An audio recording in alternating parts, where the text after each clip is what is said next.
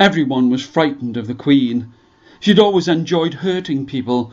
She had always been mean, and she thought that no one would ever hurt her back. You could tell that she was a queen, because she would have to take her turn to wear the king's crown. But even more than this, you knew that she was the queen because she had deep, dark purple hair. No one else was allowed to have purple hair, and she loved the fact that everyone was frightened of her. She would watch everyone from the top of the high, wide, tall castle, and she would run her thin hands over the rough stones and bricks and smile a wicked smile to herself. On one winter's night, just as she had handed over the heavy golden crown to the king, she could see that there were fat snowflakes like goose feathers falling from the sky. "Oh, good," she crooned to herself. "Oh, good. I can go out and throw snow at my subjects, and they cannot fight back." It was true. In the past, she could do and say anything that she wanted to, and nobody would complain or fight back, because she was the Queen. And now, as she could see her own breath in the cold night air, she put a woolen cloak onto her back and walked down the slippery stairs to go out and find someone to hurt.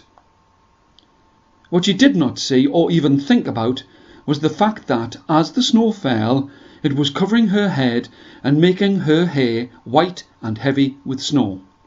At first, everyone ran away from her as she threw and shovelled snow onto them, and when she had taken a rest in a shelter by the side of the soft sandy seaside, the snow kept falling down.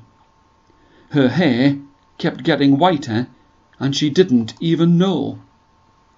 In the distance, by the side of the salty sea, at the edge of the gloomy trees, she could see some children making a snowman, and once again she smiled that terrible smile and spoke to herself. "Oh, good! They have taken so much time to make a snowman that it will be so good to smash it after I have pelted them all with snow." By now her hair was as white as a cloud, and she didn't look like a queen at all, just a mean-eyed old woman who was determined to spoil everyone else's hard work.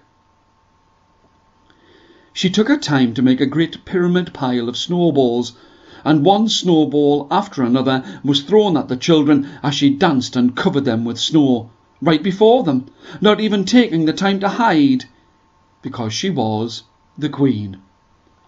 As she got closer to them, she could see that the snowman's hands were beautifully made, and you could see the care and attention the children had taken to make a beautiful, well-made snowman. This just seemed to make the whole thing better. "Oh, good! What a shame that I've spoiled all of your hard work." She had wanted to say more, but a volley of 6 snowballs struck her on her head, face and hair, and she wasn't dancing now. Standing stock still, she was shocked. This had never happened before. No one had ever fought back because she was the Queen. She could hear the children laughing at her as another 6 snowballs bounced off her head and hair. But their laughter stopped when they knocked the snow off her hair, and they could see her purple hair. In a heartbeat, they ran off in all directions as if they were being chased by the devil himself, and left her alone with only the rustle of snow and the roar of the sea in her ears. All of them ran for their lives as she slumped onto the snowy ground, and she felt as broken as the smashed snowman beside her. When she picked herself up and returned to the castle, everyone, including the king, was surprised that she did not have anything unpleasant to say or something terrible to do. In fact, over the next few weeks, she became almost kind. By the time the next winter came, she had let her purple hair grow out. She was nearly always polite and often quite kind.